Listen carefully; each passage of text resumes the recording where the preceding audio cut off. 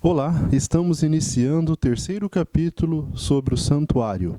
Primeiro tema, o modelo mostrado no monte. Terceiro capítulo, os propósitos de Deus revelados no santuário.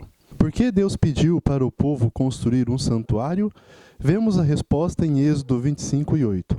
E me farão um santuário e habitarei no meio deles. Deus, ele não é onipresente, ele não está em todos os lugares, ele precisaria de um santuário para habitar? Vamos ver em Salmos 139, 7 e 8. Será que Deus é onipresente? O que a Bíblia nos diz? Para onde fugirei do teu espírito, ou para onde fugirei da tua face? Se subir ao céu, lá tu estás. Se fizer no inferno a minha cama, eis que ali também tu estás. Então Deus, ele é onipresente, ele está em todos os lugares. Ele não precisa de um santuário para habitar, ele está em todos os lugares. Mas para entendermos a palavra de Deus, precisamos orar e estudar. Em João 1,14, nós vemos em outro contexto o mesmo assunto. Qual é o assunto? Deus habitar com o seu povo. O que está escrito em João 1,14? Me acompanhe. E o Verbo se fez carne e habitou entre nós, e vimos a sua glória, como a glória do unigênito do Pai, cheio de graça e de verdade. Nós vemos aqui que Cristo também, ele habitou entre nós. Não vemos uma semelhança entre o santuário e Cristo? O santuário é para quê? É para Deus habitar entre nós. E Cristo, ele é Deus habitando entre nós. Nós vemos aí uma semelhança muito grande. Agora, note, o Verbo se fez carne. Imagina você se fazer doutor. É porque você não era doutor antes, aí você se tornou um doutor. Então, antes Deus não era carne, e ele se tornou carne e habitou entre nós. Vamos explorar mais esse pensamento. As minhas palavras estão muito simples.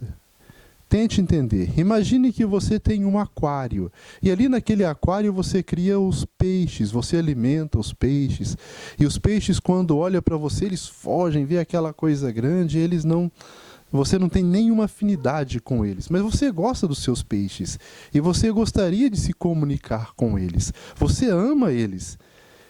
Para Deus nada é impossível. Então Deus, ele poderia muito bem se transformar em um peixe.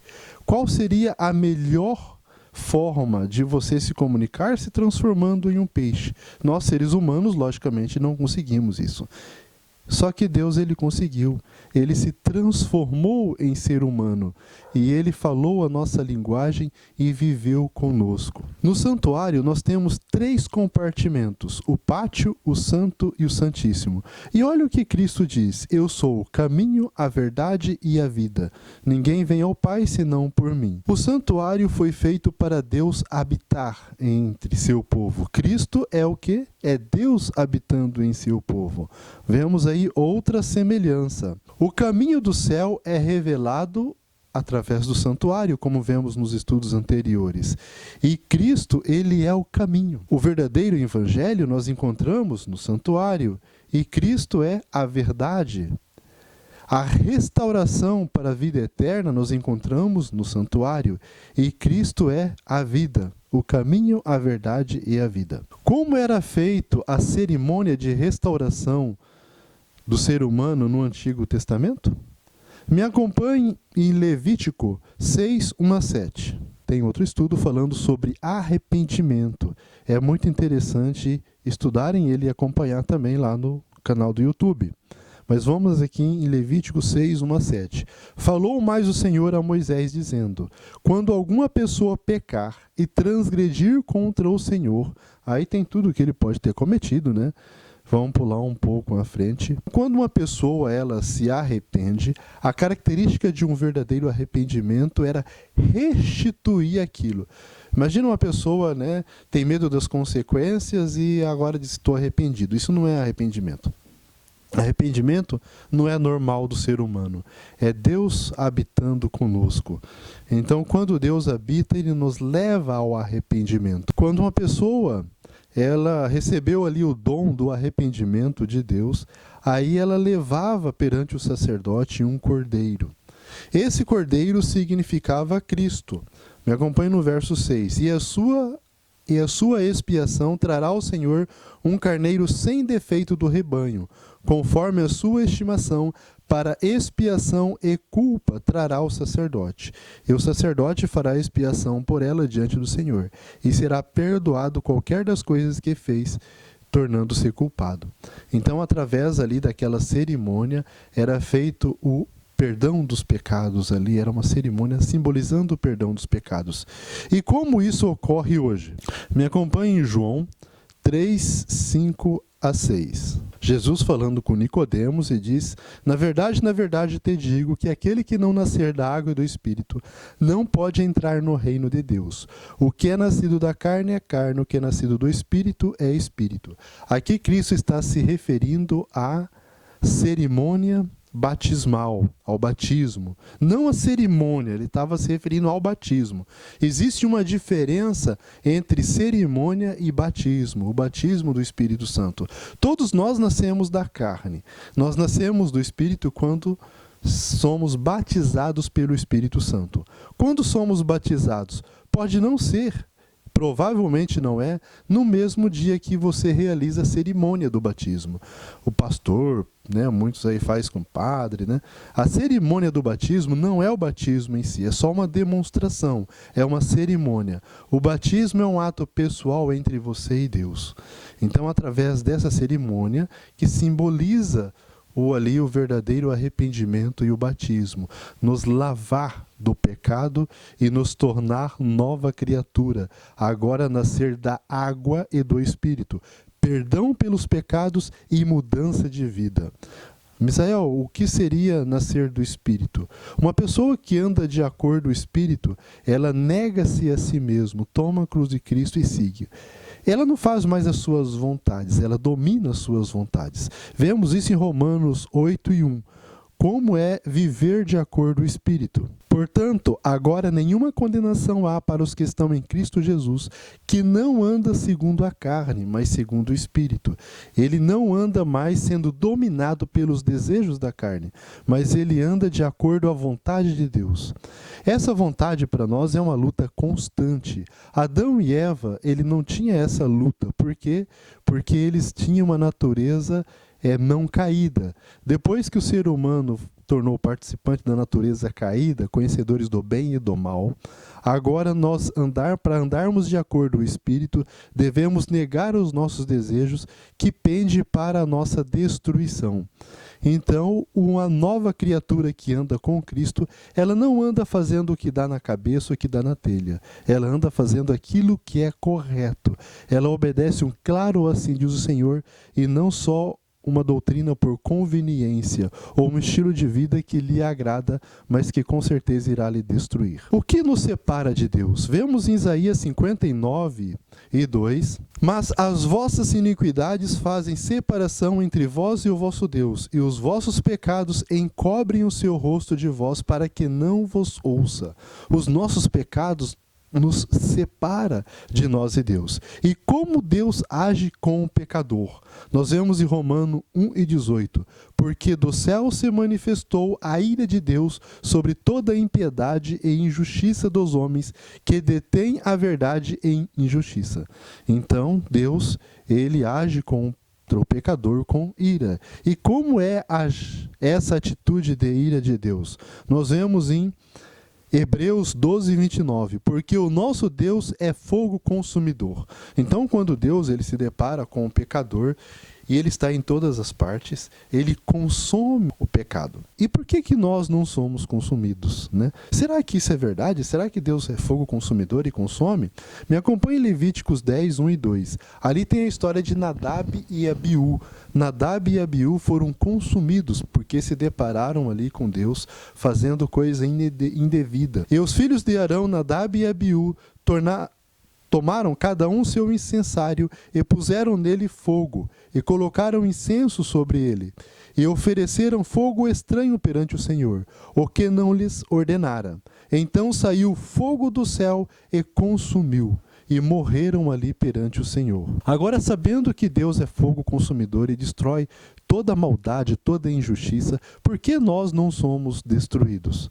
A resposta está em Lamentações 3:22. As misericórdias do Senhor são as causas de não somos consumidos, porque as suas misericórdias não têm fim.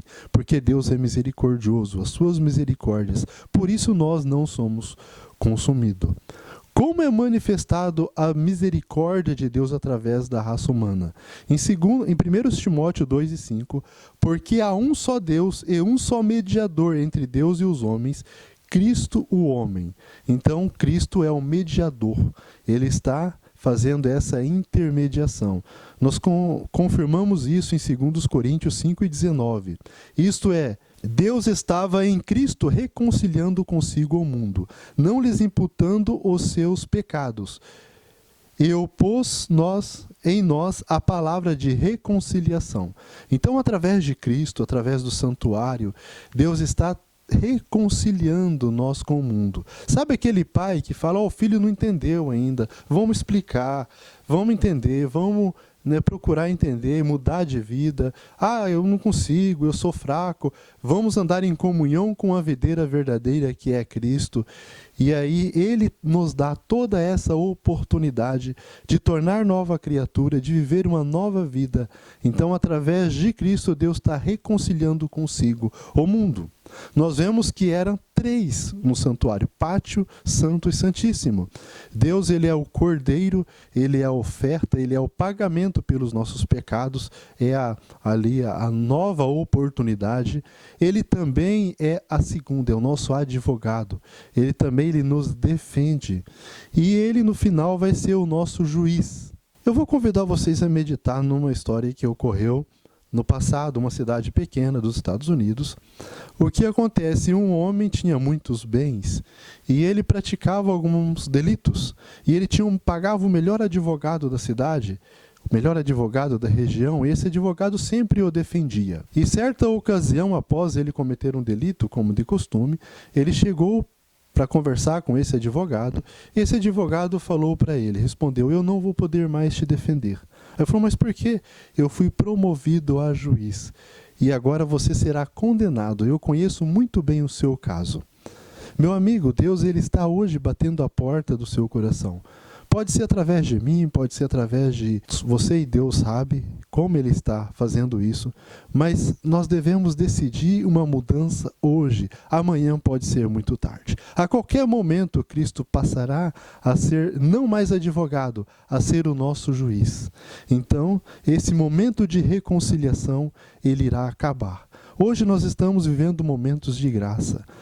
Aceite, não deixe para amanhã para se conectar à videira verdadeira que é Cristo. E acompanhe esse estudo conosco até o final. Espero você no nosso próximo capítulo. Obrigado pela atenção e até o próximo capítulo. Em minhas trevas Cristo achou-me, tocou os meus olhos e fez-me ver. Quebrou a corrente, libertou-me, e livre sou para viver. Oh, glórias dou a Cristo, meu Senhor, que veio para salvar um pecador. Em todos os meus dias eu quero louvar, pois seu amor salvou-me, o seu poder mostrou-me, que foi por seu glorioso amor. O grande amor que demonstrou-me, nem anjos podem compreender. Deixou o céu e a sua glória e veio ao mundo pra morrer. Oh, glórias do